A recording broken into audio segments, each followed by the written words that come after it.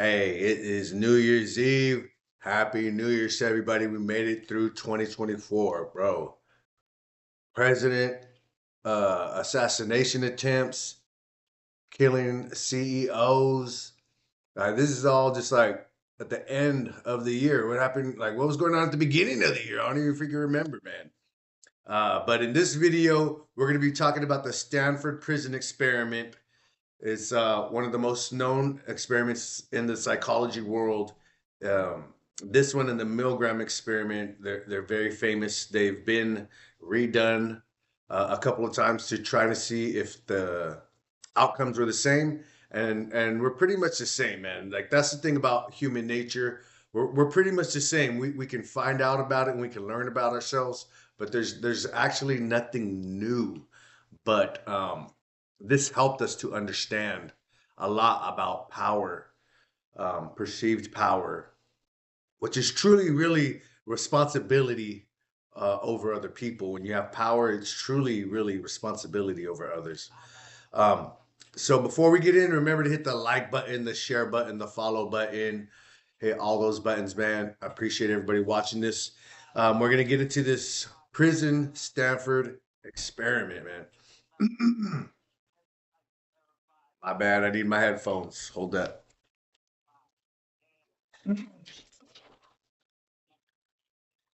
Fuck, I didn't do my sound test. How's the sound? How's the sound, man? Let's do this.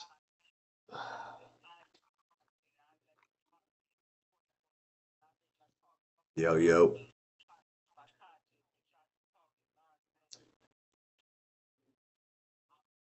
All right, all right. Let me check this stream. Hit that like button. Hit that like button. I also have my link tree. I have my link tree in my bio. I have my link tree in the description. Um, Hit that link tree. I got affiliate links. Hook you up with DistroKid. Get savings on DistroKid. I have a Visa affiliate link in there. You can find my books. You can find let's go. You can find my hookups to other, other artists, other people that I'm dealing with. Right. Let me check the stream. Hit that like button. Hit that like button. All right. All right. Let me hold on. I'm gonna share this. Share it with the homie real quick. Hit that link tree. I got affiliate links. Let's go. DistroKid, get savings on DistroKid. I have a V. Okay, that works. So Stanford prison experiment. Stanford prison experiment. All right. In August of 1971, Professor Philip Zimbardo began an investigation into the power dynamics that exist between guards and inmates in a prison setting. The object of the Stanford prison experiment was to determine if it was the acquisition of power that made guards turn brutal, or whether brutality was actually intrinsic to human nature itself. The notorious experiment that ensued would kick off decades of academic So what do controversy. you guys think? Okay, now I'm getting some feedback.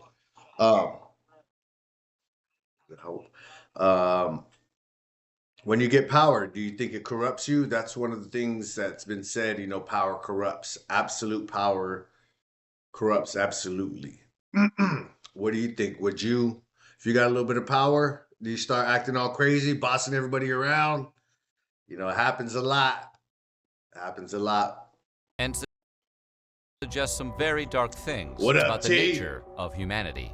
Today, we're going to take a look at why the Stanford prison experiment might be the most disturbing study ever conducted. But before we get started, be sure to subscribe to the Weird History channel and let us know in the comments below what other psychology-related topics you Weird History, give them a shout out. Go follow if you like this. If you like this stuff, check them out. Weird History. Like to hear about. Offer $15 a day. So $15, 1970. So in the Milgram experiment, it was $4 they were giving them for a couple hours of their time. And now by the 70s is $15. And so, I could do a conversion or whatever, but we'll just say like $15 probably like Let's see, man. We gotta Google. What is $15 in 1970 compared to today's money? So $15 in 1970 will be like I was about to say $100 too. I was gonna say it, but it sounded off. But damn, that's a big difference. They got paid $15 to do this experiment, but it was really over $121 is what the actual spending power of what they could buy with that $15. $120 worth of stuff with $15. That is crazy. We need to bring back this damn inflation.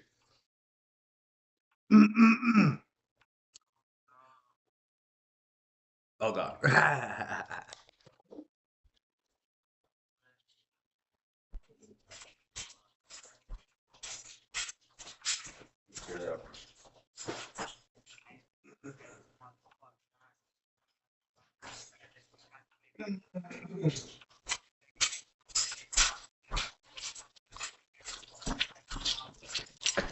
Yo, I'm back.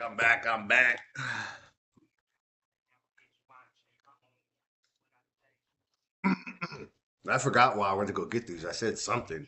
I mean.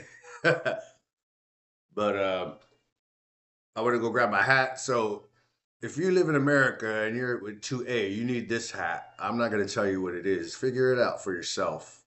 USCCA. If you know, you know. Like they got commercials on Rumble on here, and yes, sir, this goes good with that Tupac. Hey. But okay, let's get back to the experiment. Oh. You know, it's the New Year's stream. It's not one of my videos where I got to stay on point. We're streaming live. I'm streaming live here, bro.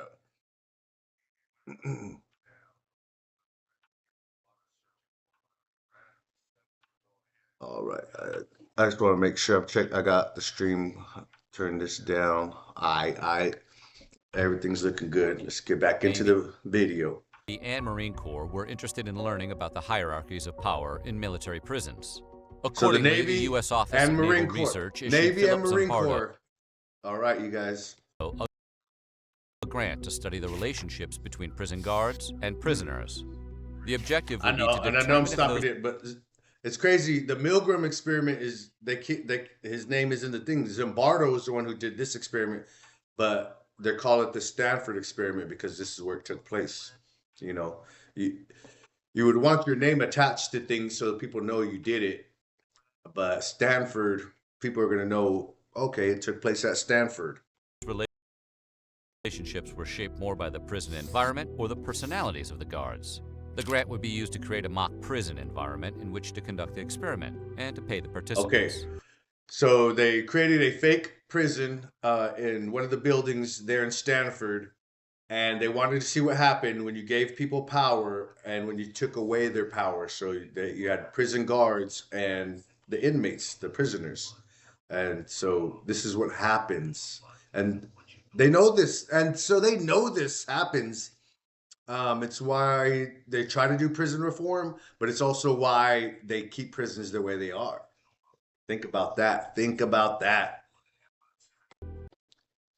The Stanford prison experiment started with an ad Zimbardo placed in the classifieds. Hey, It read, get that male cheese. college students needed for psychological study of prison life. $15 Hey, per day for one and to who 2 needs weeks. money? Who needs money?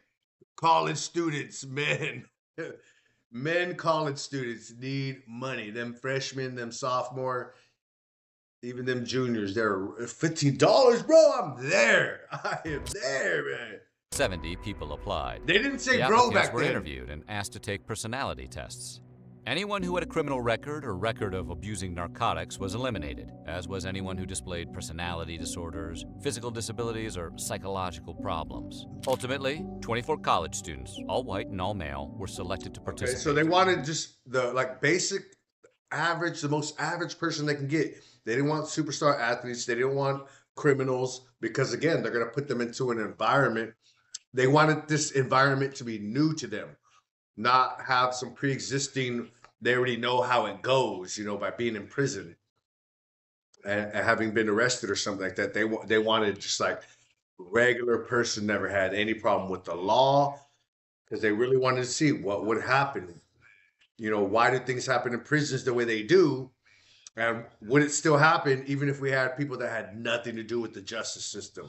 They've never been in trouble with the law, never been arrested or anything. They wanted to see if it would still go down the way they thought, you know, their hypothesis. They had no idea what they were getting themselves into. Yeah.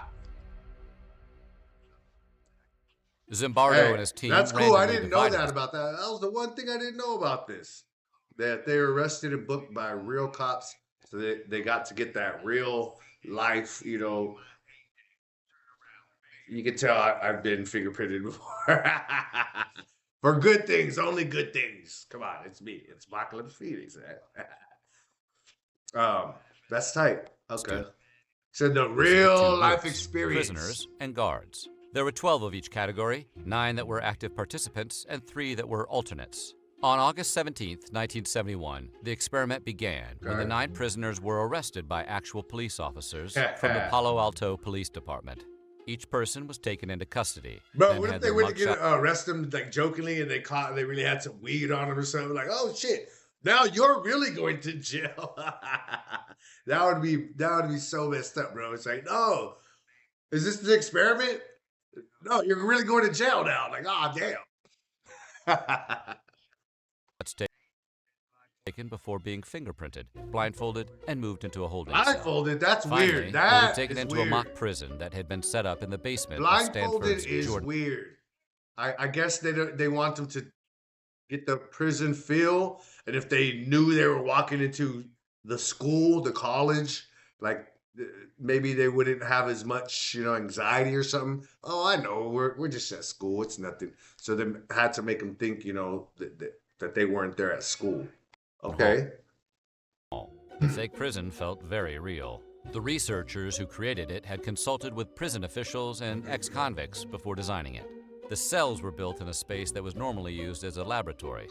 Each cell had a barred door, a cell number, and room for 3 prisoners. Other touches included a solitary confinement cell that had been created in a closet, and a rule that prisoners had to be blindfolded before being taken to the bathroom. Again, to keep the facade real, you know, keep up the illusion. But being blindfolded, I don't know if that's going to change anything. But I'm sure they had that reason to keep the illusion real. You know, if you're going to the bathroom, you're walking around what you know is a college, university campus, you're not going to think you're in prison. So they wanted to keep that legitimacy. And you guys will see why. To avoid selection bias, participants were assigned to be either prisoners or guards based on the results of a coin toss. Very different fates awaited each respective group. Guards were given real prison guard uniforms, complete with nightsticks and whistles. Many guards even donned mirrored sunglasses, which were meant to prevent eye contact with the prisoners. Or maybe just to look like Boss Godfrey from Cool Hand Luke. Prisoners, on the other hand, were stripped, deloused, and dressed in sandals and an ill-fitting numbered smock. They weren't issued any Deloused. That's what they used to do back in the day. If you don't know what it means, louse is the multiple for lice, which are the bugs that get in your hair and crap. And so they would spray them down with some kind of chemical stuff to make sure that they didn't have lice on them, or even the little crabby crabs down there. Because they're, you know, criminals. So you got to make sure they're clean, because a lot of times they're out there just being dirty. And again, they're giving these college students the truest prison experiment they could inside of the college university, you know, at the bottom of one of their buildings. But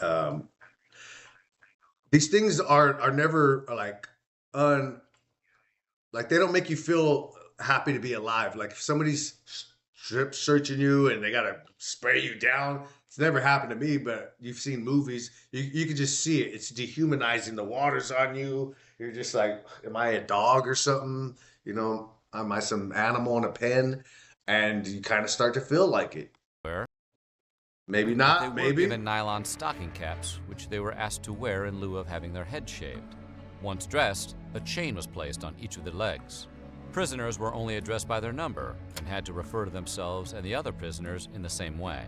It was a recipe for dehumanization and oppression. Dehumanization, not using your real name, not call, just not acknowledging you as a human being. 8612, that was the number that was there. Just calling someone, 8612, what are you doing over there? 8612, get over here.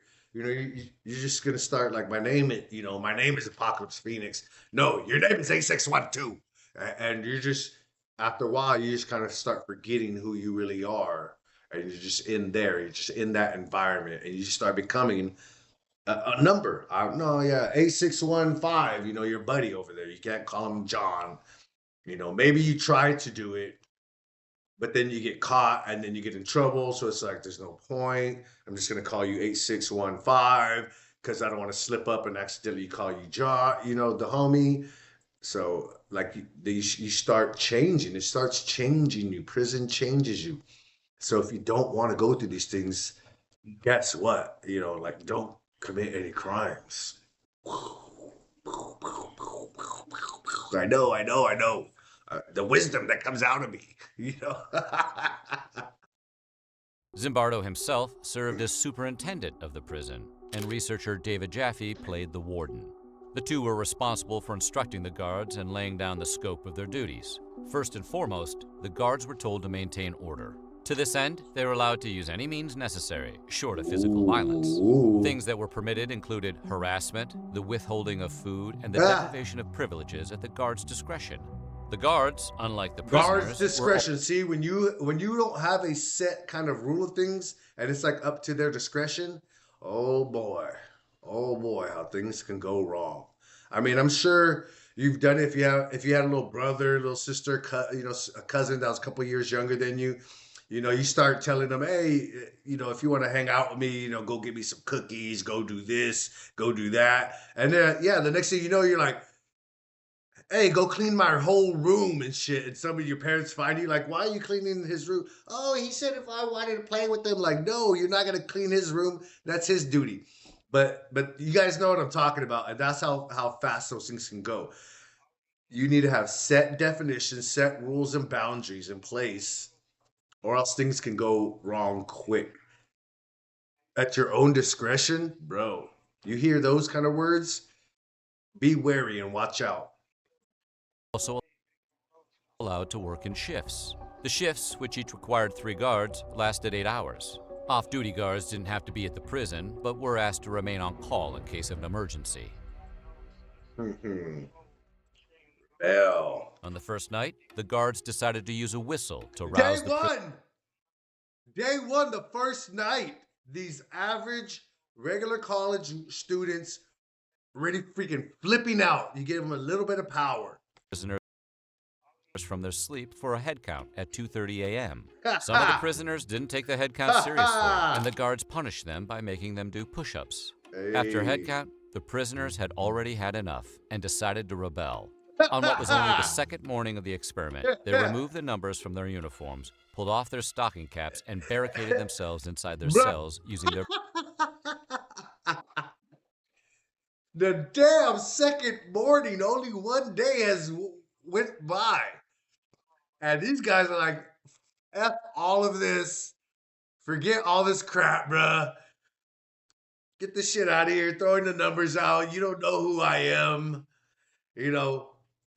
Which, like, to me, that's kind of a huge, like, come on, they woke you up, you guys didn't listen to them, you guys did some push-ups. Like, this response is kind of over the top. This response here is over the top. But again, it's because they're not used to the prison system. They're not used to being disrespected. These guys don't commit crimes. They're not in gangs and stuff like that. So they live like a normal, respectful life. In the 1970s, 80s, and up to the mid-90s, people were respectful to one another. They said, please, thank you. Could you do this? I'm so appreciative of you. We respected each other. We talked to each other just with like a natural, regular baseline respect. Nowadays, it's just kind of not there. You can be like, give people bad, ugly looks. You can say something stupid to somebody if you want to. And it's like, yeah, that's the norm now. You know, not like, hey, how you doing today as you're walking by somebody. It's just like, say something dumb or stupid or try to be funny or whatever. Just not just like, hey, how's it going? How's it going? And so this is their response to being disrespected because they've never, ever in their whole life been disrespected like this. It's a different time, you guys. Like I think if this happened today, they got woken up. You had to do some push-ups. The people would just be like, it is what it is. And I don't think this would have been the response of people today, but this is what they did because they were used to being respected. It's something we've lost nowadays. Let's get that back. Let's make America great again. And it's this slogan right here too. It means us. America is us. We're the Americans, not necessarily the land, but America is us. So we got to make ourselves great again. And respect, honor, courage, duty. Those things were core to the American society, to how we got here. And we're losing that stuff. We need to bring it back. Beds. When the next shift of guards arrived in the morning, they were alarmed to find the prisoners yelling curses at them from their cells. They requested Okay, yeah, because those guys reinforcements didn't know. They weren't there. They didn't know what happened. They didn't know that the guards made them do push-ups and woke them up in the middle of the night. So they get there and it's like, get the F out of here. Hey, you freaking guards. What the heck are you doing? And then see what happens after that. plans to quell the uprising. They brought in the on-call guards, and the night shift volunteered to do extra duty. It was only day 2, and things were already getting ugly. In order to get the cell doors open, the guards used fire extinguishers to force the prisoners away from the barricades. Once that was accomplished, they rushed. When you give at your discretion, it's whatever. It is what it is. Into the cell, grabbed the prisoner, and stripped them naked as a jaybird. The birthday prisoner was then placed into solitary confinement. Day 2. While they were there, the guards would remove the bed from their cell, meaning the prisoner would have to sleep on the floor when they returned. Once the rebellion was controlled, the guards had to figure out how to prevent another from happening without having to have all 9 guards perpetually on duty. The solution was to divide and conquer. The guards deemed one of the cells the privileged cell. Well-behaved prisoners were placed in the privileged cell, where they would get their uniforms and beds back, and even get special meals. The other prisoners were not only denied of all these things, but were deprived of their normal food rations. After a few hours, the guards would randomly move the prisoners around. The idea was to create confusion and sow the seeds of distrust among the inmates. And it worked. Bruh. I mean, does that sound like what's going on now? Get everybody mad at each other, keep telling lies, treat one class better than another just for no reason, just to purposely make everybody mad at them, just to cause dissension between the group. Divide and conquer, divide and conquer. We hear it, we know what they're doing, but yet we still allow them to control us. Like, come on. This is 1973. They did these experiments for a reason. I've been telling people lately, all throughout history, we've been controlled by somebody, right? Kings, monarchs, all that kind of stuff. When did that stop? Somebody's always tried to take over the world. Somebody's always tried to rule over people. When did that stop? It never did, bro. Somebody's still trying to control you, and somebody's still trying to take over the world, bro. Like, you don't think it's happening, you're crazy, you're delusional. You need to get into the real world here. In the wake of the uprising, conditions deteriorated fast. The guards started making a point of dehumanizing the prisoners by making them call out their identification numbers. Dehumanize. That's not a baby. That's a fetus. That's a zygote. That's a clump of cells. Dehumanize. Prisoners were also forbidden from using the bathroom at night and were forced to use a bucket in their cell instead. Soon the guards stopped emptying the buckets, reasoning that the bad smell was simply another punishment for misbehavior. Despite what Zimbardo described as frequent reminders from the staff, the guards grew increasingly aggressive. The most egregious behavior occurred when the staff wasn't paying attention, which became stressful. This is Prison, regular ass dudes, never did had anything to do with jail, and they are going like freaking. They're going like full dictator mode here, not changing their making them fucking shit in a bucket and then not changing it. The second they didn't clean my bucket, bro, I'm tossing it at them. But then I'm getting in trouble. So it's a battle. They created this freaking word. We got power over you. You can't do anything about it. And they're like, yes, the hell we can. And so it's just nonstop, nonstop. Do you think that it could be fixed? Again, the staff kept telling them, hey, don't be acting so hard on them. Don't be getting so crazy. Don't be doing these dehumanizing things to them. Yeah, they weren't listening, because I got the power and I want to maintain this power. And also, as an experiment, we have a thing about us where we don't want to lose. So on top of that, it's like, and I'm not gonna lose this experiment. I'm not gonna like let them just run all over me. So I was like, I gotta maintain order with an iron fist. You don't have to. There's different ways to do it. But this is just kind of how, without proper rules, regulations, training, boundaries, and all those things like that, this is how easily and how fast this crap can get out of control. Not only in prison, but just giving somebody some kind of power, some kind of authority over somebody in a school, hospital, anywhere where somebody is like your supervisor or something like that over you, they can take advantage of you. And a lot of times, I don't know. I truly believe there's more good people in the world than bad, but those bad apples will definitely take advantage fully 100%. As much as they can take from you, they will. So that small majority, however small it is, they can cause a lot of damage, man. Freaking, like, the damage is astronomical compared to the one idiot who's out there doing it, man. It's like, fuck. How can you cause so much damn damage to society, yourself, other people? Like, fuck, man. Like, oh, it could be because we have a negativity bias. It's how we made it here this far, by focusing on the negative things. But we need to learn how to control our minds and not just be so negative all the time. Focus on all the things that are good in our life, and that really starts with being thankful. Just as much as possible, just say thank you for everything that's around you, everything that you can do. See, I'm thankful for that breath right now. Yeah, these guys are going crazy. What would you do in this? What would you do if you were a prison guard? Would you try to maintain order? Would you want to be kind to the prisoners? Like, what would you do? Put it, in the comments. I really want to know how do you think you would act if you were a prison guard or one of the prisoners? And frustrating for the prisoners.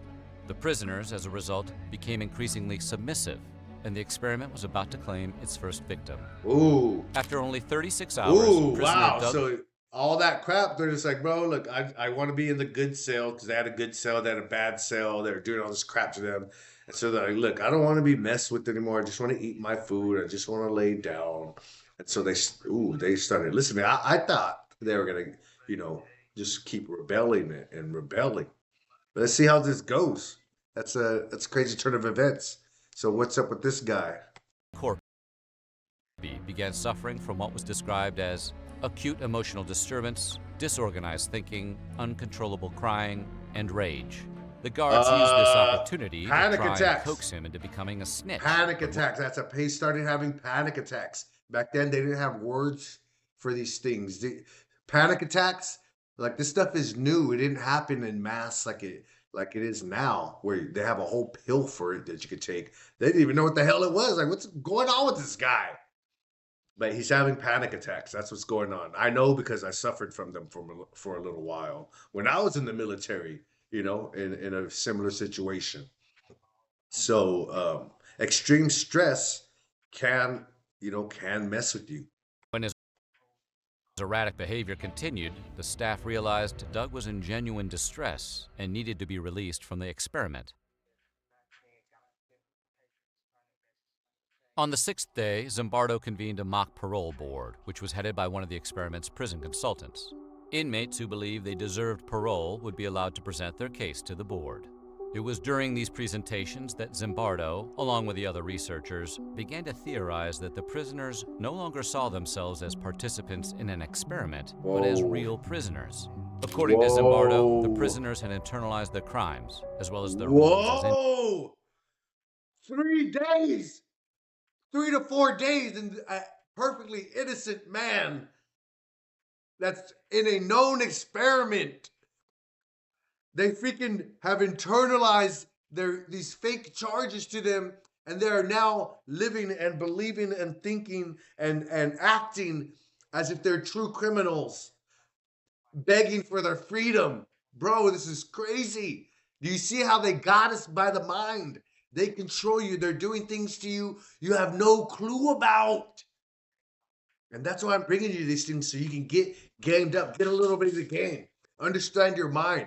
Go check out and study psychology. Take a psychology class. It is so important that you know why you're doing what you're doing. What is your motivation? What is your intention? You know, so it is true. You stand for nothing, you will fall for anything. You know, that is crazy. inmates. So As for the so now you guards, can see how they can get people to falsely confess to crimes they didn't commit. You know, they're in there, they're questioning them, they're not giving them food, they've been up for hours, it's like 18-hour interrogation, and you know, people come out, they're like, yeah, I did it. It's really they just want things to be over, and they just don't want to be in any trouble. They just want to be left alone. Even if it's in a prison cell, just leave me alone. I can find like a little bit of peace here, you know, and people would rather do that than continue fighting for what they know is true. That's crazy.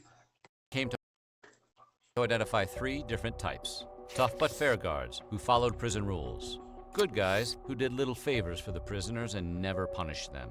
And finally, guards who appeared to thoroughly enjoy the power they wielded. Zimbardo felt this last group was hostile, arbitrary, and inventive in their forms of prisoner humiliation. Zimbardo concluded that most people were ultimately willing to fulfill whatever role they were given in a respective social setting. He even admitted that he had internalized his role as superintendent over his role as a psychologist. Ooh, the guy doing the damn experiment even got caught up in it and started just like paying more attention to the role of the prison, you know, warden. Bruh, like I said, if you don't have no kind of understanding of psychology, you are fucked. You're fucked. Ugh. You're done.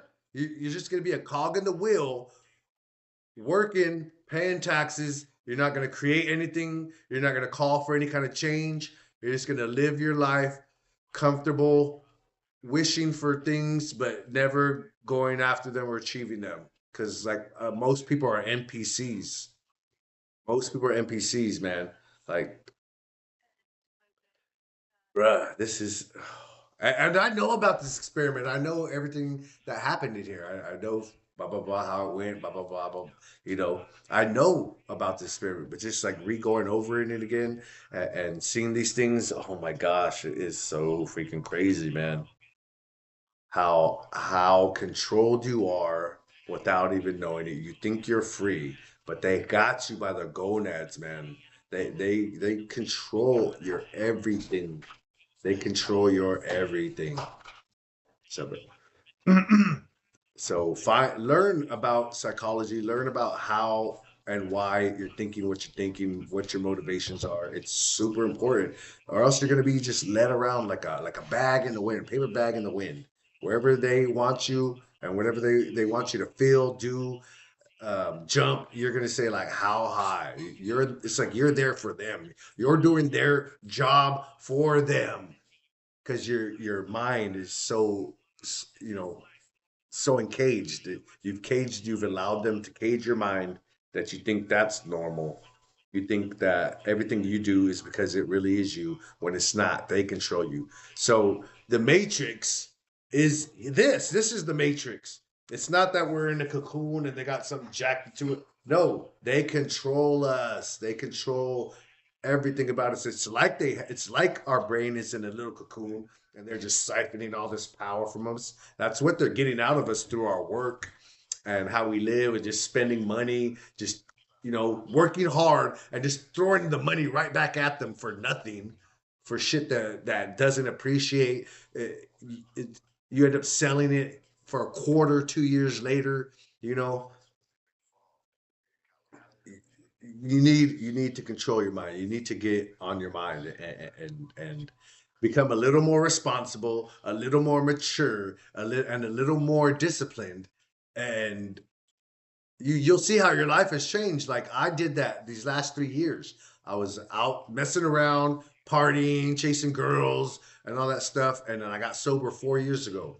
I started working on my credit, started working on my health, started saving money, and now almost 4 years later, I am in my house. I bought a house. I have good credit. It's like in the 740s. And I have money in the bank, and that's just continually growing. So I have no problems. I don't live like paycheck to paycheck. I plan on building. That's what I do now. I plan and I build and I do it. Money goes, more money just keeps going in the bank. That pile of money just keeps getting bigger. I keep working, paying off my credit cards and using them properly. My credit score just keeps getting higher. I got great interest rate on this house. My car, I have a 2024 Ford. I have 1.9 interest rate on my car. Like their credit is king. You guys that think cash is king, you're dumb. I'm just tell you that right now. Credit is king. Credit is everything. You can't go out and buy a $100,000 house just with like cash. Like the average person who's going to sit around, save $100,000 and like in a meaningful amount of time to then go buy a house and go do this and go do all that stuff. Like it's damn near impossible in that way, unless you're doing risky stuff. You're selling drugs or you're selling the coochie or something. But you're not going to make a whole bunch of money quick so that you can just use this money to go buy this and that. No, you're gonna do it with credit. And even if I did, and even if I did say I had $100,000 in the bank, $1 million in the bank, I'm not gonna go get that money out of my bank account and then go buy a car. I'm gonna do that on like lease or something like that. So where I'm not giving them hella money. I'm not getting a car that's depreciating right off the lot.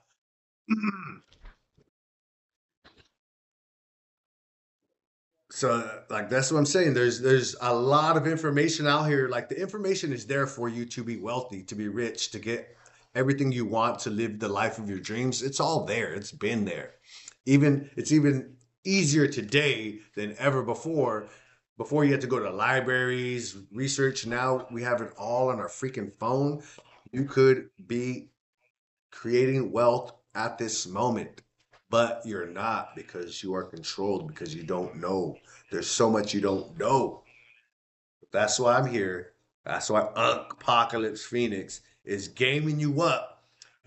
I'm I know a lot of men just like myself. I was fortunate to have coaches because I was in sports, but a lot of guys aren't playing sports nowadays, so they don't have a male figure in their life that can kind of show them how to be a man, what discipline is, what responsibility is, what duty is, what teamwork is, what winning is, what losing is. There's just a whole generation of guys that don't have a clue about this. And that's what I'm here for. I'm here to be that unk that's going to give you the game you up so that you can have success in your life, whatever it is. But you achieve your plans, your goals, you're fulfilled, you're happy. You don't care what else is going on. You're gonna want a good community. You're gonna want a good family. You're gonna want a strong state and a strong country. And you can't get these things. You can't elevate above what you don't know. You get that? Like, let that sink in. Let that sink in. You can't elevate above what you don't freaking know. Man. At one point, Zimbardo brought in a real priest to talk with the prisoners. It was during this conversation that prisoner 819 broke down sobbing. He was so hysterical that the staff agreed to take him to a doctor. The other Damn. inmates, for their part, turned on 819. Researchers offered to send him home, but 819 surprisingly refused, saying that he couldn't leave because the other inmates had labeled him a bad prisoner. Zimbardo was forced to intervene. Pulling the student aside, he forcefully reminded him that he was not really an inmate and that the Damn. Do you see how easy it is to control your mind? These guys were college students 5, 6 days ago, chasing girls, getting assignments done, going to work at the gas station or wherever, regular lives. And now there's like an experiment, not even really criminals, but they're like, no, I'm a bad prisoner. I want to be a good, like, bruh, this is crazy. Understand your mind is exactly like theirs. It's that moldable. You are that moldable. Your mind is their clay because number one, you don't like care about this stuff. You'd rather go party or do something stupid, something lazy. And then you're not gonna build, you're not gonna create.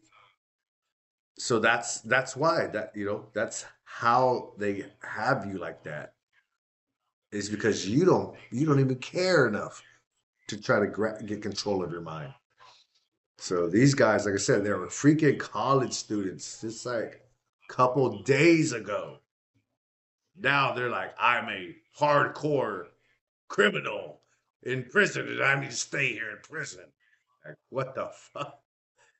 experiment was not really a prison. The prisoner is alleged to have stopped crying and looked at Zimbardo like a small child awakened from a nightmare. After Whoa. that, 819 agreed to leave. Whoa, huh?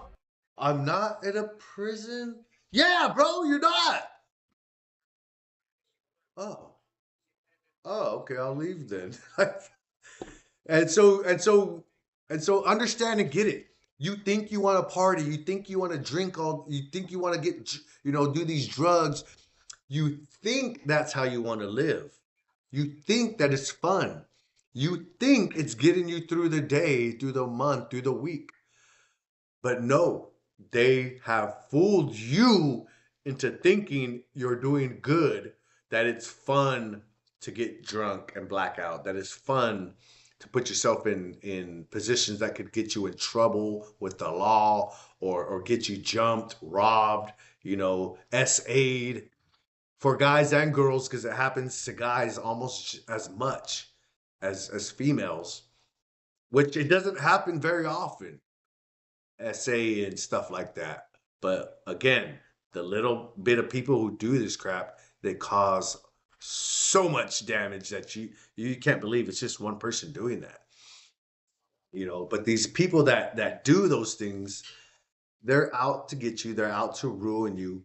But anyways, the reason why you want to drink and party is because you think you want to do it. You don't want to do it. You actually want to build a legacy. You want to leave something for your children. You want to own a home. You want to own some land. You want to own some business. You want to be living your dreams, whether it's acting, whether it is being an engineer and creating bridges and buildings, like being an astronaut, lawyer, whatever it is you want to do, whatever it is you wanted to do when you're a kid. They fooled you into thinking you don't want that anymore. They fooled you into thinking it's an impossibility, and they fooled you into thinking that your life is awesome because you get drunk all the time, because you get laid every once in a while.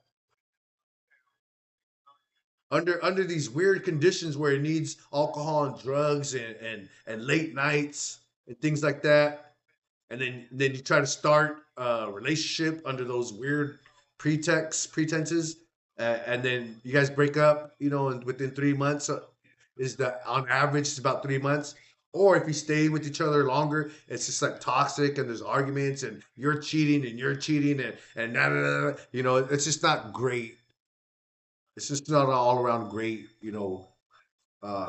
experience.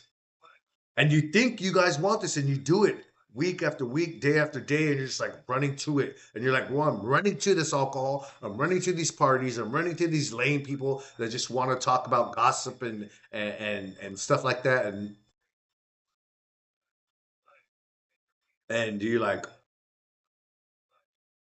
you think it's you. You think it's you. You think that in your heart and soul, that's what you want to do. But no, they've been working on you. They've been controlling you since a child to hey, work hard for us, party and drink your life away, and then on to the next.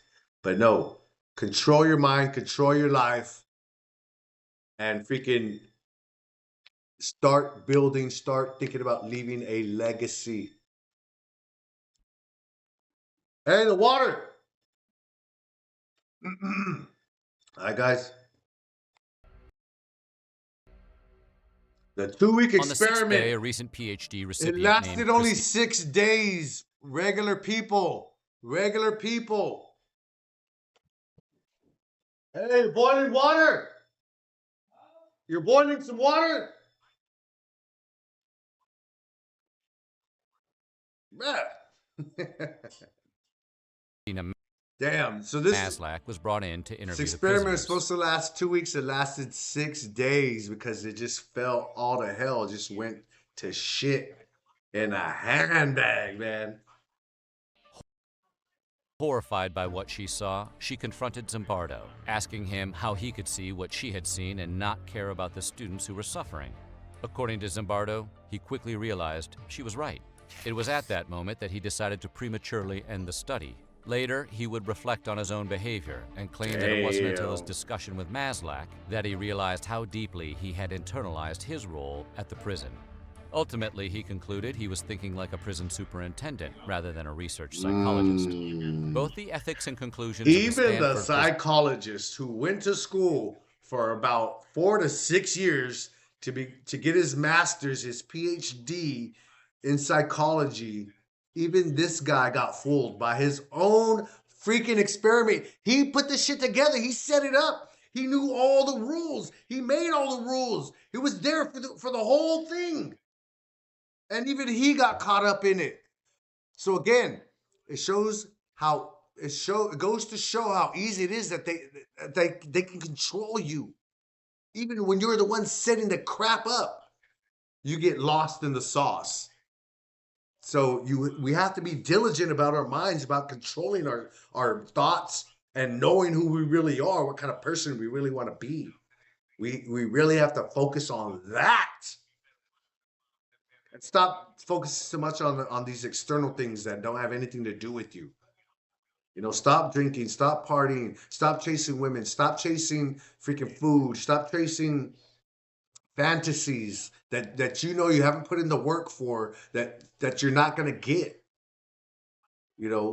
Find out who you really are as a person, and shit. You can read the Bible, no cursing, but you can read the Bible and you can read the Constitution. Those two things right there will tell you what kind of person you really truly are, and live those qualities. Live like that: duty, honor, respect, discipline, and you will see the person that God created you to be, and you will rise like that phoenix from the ashes, the way God designed you to be, the way Jesus wanted us to be. So, you can't overcome all this stuff. It's going to take time, and it's going to take hard work and discipline, those things that I keep talking about.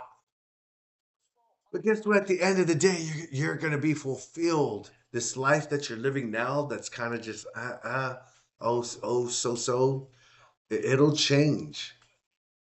I live with the joy and peace and love of the Lord in my heart as much as possible. I'm human, I'm human. I have bad days and things like that.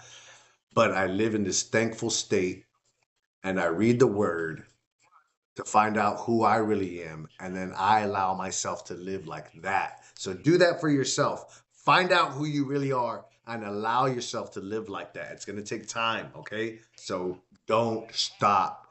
Just keep swimming.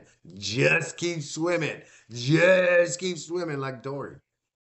You can do it. It is possible. I believe in you. Remain highly You're controversial. gonna do great Its scientific things, rigor man. has been repeatedly questioned by scientists who have been unable to duplicate its Oh. results. And even Zimbardo himself has admitted the whole thing was more of a demonstration than a scientific experiment. A 2018 book by French academic Thibault Letexier dismissed the entire thing as nonsense. What did He he know? argued that the guards had been told what results they were supposed to produce and were advised and guided by Zimbardo and his staff the whole way through. So what do you think? How would Nah, I you don't have believe fared in that this? guy. That guy's cap. He just wants to ride on somebody else's coattails. 20, 30 years later. But he probably's never done anything close to this himself. So he can go, lick a lollipop stick, whatever. All right, guys, bear with me. I'm making videos, so I'm gonna stop.